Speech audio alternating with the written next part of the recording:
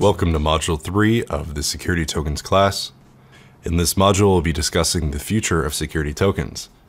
Please note that I'm recording this in early 2019, so at the point that you listen to this, some of my predictions might have already become true or have been outdated. My hope is that it's the former, but predictions are a hard business, especially as it relates to the state of the art regarding technology. So I'm not really trying to make predictions here, rather I'm making educated guesses based on what I see today. So again, let's set the stage. I hope that everyone listening to this understands at a conceptual level how Bitcoin and other cryptocurrencies are essentially looking to digitize cash, the store and transfer of value. But the important thing to note is that only 30% of the world's wealth is in cash.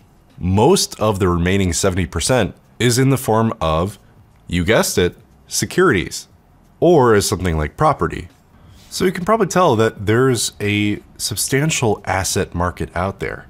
And to expand upon that, there's a substantial amount of work that goes into the clearing and trading of those assets.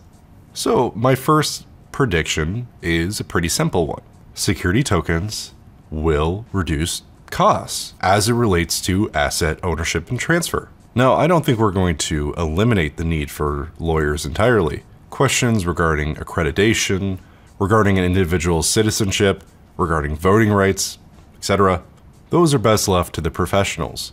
But having to draw up paperwork for every single transaction is obviously a costly and time-intensive process. Much of that can be automated with a blockchain, and it's going to decrease costs. That will increase the volume, the liquidity of the assets, and the ability for a secondary market to actually function. Of course, asset ownership and transfer is only one facet of what smart contracts will aim to disrupt, but it's an important one, and it's what facilitates the ability for us to have security tokens. Moreover, it's what allows us to be disruptive because there's such a clear value prop involved. So yes, lawyers will be disrupted, and I'm sure that brings cheers from the crowd. But I think there's also other industries, other jobs that will shift in terms of their responsibilities and how they carry out their job.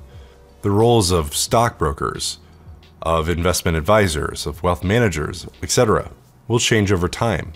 With security tokens, with a more open and free market, you're going to see a shift away from traditional wealth managers, a decentralization of traditional finance, towards what can be shown to actually have value. I mean, if you're truly offering value in an alpha, then that's good. But there's a lot of people out there that aren't, and I think they're going to be replaced by a better technology. We're going to see decentralized wealth managers that, under the terms of a smart contract, and you could see exactly what trades they're making. And of course, no, you don't exactly need a security token ecosystem to make that happen. But because the world's wealth and wealth management is shifting away from the few to the many, I think it's a reasonable prediction to expect traditional brokerages and traditional wealth managers to, in time, not resemble what they currently do. Speaking of the security token ecosystem, I think that's a nice segue into the next prediction, which is that exchanges and brokerages will become less custodial and less centralized over time. As it stands, security token platforms strongly favor on-chain exchange settlement. We'll have the incentives in place for decentralization and non-custody, at least within the security token ecosystem. I mean, if we truly look at things as they are now, and we look at the security token model, we look at how stocks and equities are going to be tokenized, then I think a natural conclusion is there's not going to be exchanges as we know them now. One of the only reasons I can think of that exchanges exist in the way that they do now is because it allows regulators a good point of entry for observation. But that starts to make less sense once we're operating in the terms of a global ecosystem, a global economy. I mean, think about how the ICO market worked under the context of, for example, a US citizen. Sure, you could play by the rules and trade on Coinbase or Gemini, but the real value was going offshore and trading somewhere like Binance. I mean, as a US citizen, you would have been hampered by the abilities of your politicians. You were hampered by the Investment Advisor Act of 1940 and the Securities Exchange Act of 1934 which were incongruent with the way this new capital formation wave was heading. I mean, you fall under those requirements if you're holding people's money and you're matching people and you're managing order books. But you don't need any of that in this new digital economy that we're building. Decentralized exchanges, Lightning Network, atomic swaps. People can do all of that on their own. If person A has Tesla's stock and person B has Ethereum and they want to do a trade, they don't need Fidelity or TD Ameritrade to make that happen. They can just do it directly if it's in token form. The only reason there would be an intermediary enforced is because some politician says, I want a piece of that. But there's actually not a lot of legal precedent for it. Sure, there's a ton of legal precedent for them to crack down on exchanges. As we've seen, the SEC is very heavy-handed when it comes to exchanges and getting involved with their business. But it's a completely different matter if person A and person B are working together and have an agreement that they mutually agree on. That's not the SEC's place, and they don't have a lot of legal grounds to stand on to get in between that transaction. So the prediction here is really that we'll see a whole new ecosystem birthed out of this security token movement, where we're seeing people do peer-to-peer transactions on their own, just dealing with each other without an exchange. So long as they're compliant within the restrictions placed on the token regarding jurisdiction, accreditation, etc. So long as they're both on the whitelist, then they can trade it. And they don't need an exchange to do so. They don't need the traditional middleman. That's huge. That's a massive paradigm shift. So my next prediction has to do with stablecoins and how they'll interact with the security token ecosystem. If you follow my newsletter, you'll probably know that I'm a big fan of the MakerDAO project. Specifically, the MakerDAO project has created a stablecoin called DAI. DAI is very different than most other stablecoins because you pledge collateral, and that collateral is helped to peg the stablecoin to the dollar. Right now, the collateral for DAI is cryptocurrencies. Soon, it'll be multi-collateral DAI, and they'll use things like gold as collateral.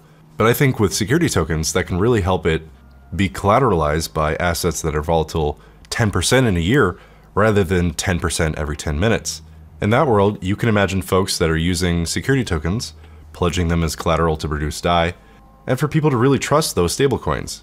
So, tokenizing securities doesn't just have a transformative effect on the private capital formation and its liquidity, it will also have transformative effects on the crypto economy. If we have a stablecoin that you know and trust, it opens up the crypto economy and the services that you can provide in a way that I think is very transformative. It gets us away from the days when, for example, the guy who paid 10,000 Bitcoin for 2 pizzas. I still think we're pretty far away from a crypto economy where you can pay for things in crypto because there's so much risk that you take on by making that exchange. But if you can collateralize with property, then you've got a much more stable foundation for the entire ecosystem. So basically, to recap, if you have assets like real estate and you tokenize them with security tokens, you can then use those tokens as collateral against a stablecoin like DAI, ensuring a much more stable crypto ecosystem. So for my last prediction, I'm going to borrow heavily from Anthony Pompliano's Medium article about how governments and the SEC will eventually mandate the adoption of tokenized securities. I think this one is pretty out there in terms of its possibility, but hear me out. The logic is that while most of the hype around tokenizing securities comes from the perspective of investors or issuers, the most important advantages that tokenized securities create is one from the regulator's perspective. Because when you move asset ownership onto the blockchain, you're able to build a more regulatory compliant system. Pomp argues that forced technology adoption is a regulator's response to new technology that 1. Sidesteps current regulations, 2. Enhances the data accuracy and transparency for market participants, or 3. Creates a more efficient and compliant system. This framework has led Pomp to believe that the SEC will eventually mandate the adoption of tokenized securities. Indeed, with tokenized securities, regulators can become more proactive and save time by being able to ensure that current laws are accurately written into protocols. I think once the technology is fleshed out and once the application is put to use, once we prove that it's a better model, it's precisely because you get such enforcement of the rules that tokenized securities are a great candidate for being mandated. A great rule example is Reg D versus Reg S securities. So Reg D can only be offered to accredited investors in the US, while as Reg S can be only offered overseas. One of the things you're required to do by the regulation is make a reasonable precaution against those Reg S securities filtering back into the US. Well, tokenized securities, because they trade so freely, there's no practical way to do it without something like a tokenized security issuer. Because you can know the real world nationality and you can prevent Reg S overseas securities from filtering back in the US by design, unless it's pursuant to a valid exception. So if you think about these Reg D plus Reg S offerings in private securities, which happen all the time today in a non-tokenized format, they can definitely filter back and no one knows that it's happening. But once you've tokenized, then you have a compliance protocol and you can actually prevent the violation completely. So let's quickly run through some of the predictions that I made in this video. The first prediction is that attorneys will be much less needed in the future, and I think they'll eventually be part of writing smart contracts. Prediction 2 is that traditional finance, such as wealth managers and brokerages, will have their responsibilities shifted because of tokenized securities. Prediction 3 is that exchanges will become less custodial and more decentralized over time and will run parallel to a new peer-to-peer ecosystem. Prediction 4 was that tokenized securities will represent an important basis for the rise of stable coins. And finally, the last prediction is that government agencies like the SEC will someday mandate the tokenization of securities. So thank you for sticking with me through these 3 modules. I hope you learned a lot about security tokens, and I hope you understand that this is a nascent industry and there's much to do and much to grow.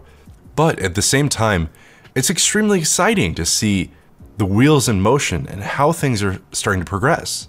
So if you haven't already, please join us on the Discord to discuss security tokens as they evolve and change and grow every day, because this is definitely an industry in flux and you need to stay informed so you can adapt on the fly.